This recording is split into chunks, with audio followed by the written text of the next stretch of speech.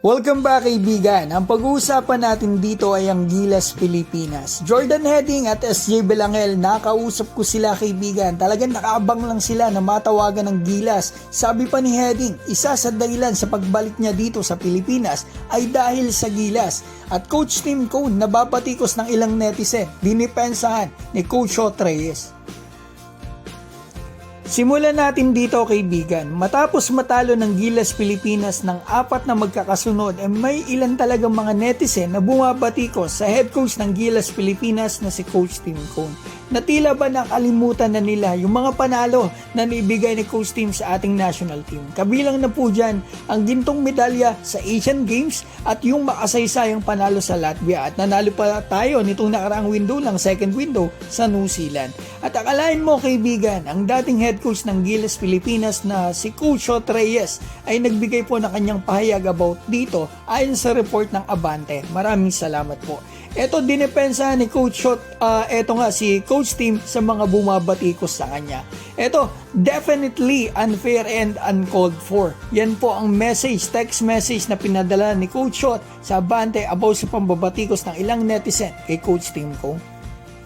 Ngayon, punta po tayo dito kay SJ Belangel at Jordan Heading sa Gilas Pilipinas. Maraming pong fans na nagsasabi na kulang talaga sa shooter ang Gilas. Ikaw kaibigan, ano ang tingin mo?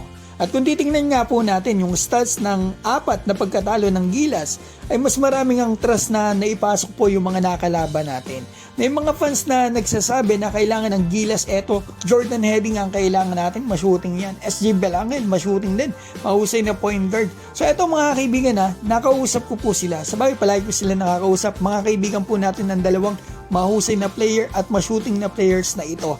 So eto, unahin po natin si SJ. Natanong ko po siya kung paano pag tinawagan ka ng Gilas Pilipinas, maglalaro ka ba? Ang sagot po niya sa akin mga kaibigan ay eto, matik yan. Matagal na po kasi mga kaibigan nag-aabang si SJ na matawagan siya ng Gilas. Floor general, na kayang score talaga, especially sa 3-point line. Tested na to sa clutch at naka-game winner pa to nung huli naglaro sa Gilas sa laban sa Korea. Si Jordan Heading naman po mga kaibigan, ito po yung usapan namin. Yan po reply niya sa akin. Part of the reason I came back to the Philippines bro, so that if they call, then I am here and ready. Isang dahilan daw po kaya siya nagbalik ng Pilipinas ay dahil sa Gilas. Para pag natawagan siya, andito siya at ready.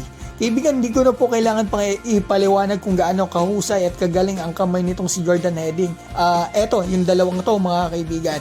Nakikita ko, deserve talaga nila mabigyan ng pagkakataong makalarong muli dito sa Gilas Pilipinas. So yan mga kaibigan, ang video po natin. Kung kayo po ay may opinion, maaari po kayo mag-comment dyan sa baba. Mga kaibigan, maraming salamat po sa inyo.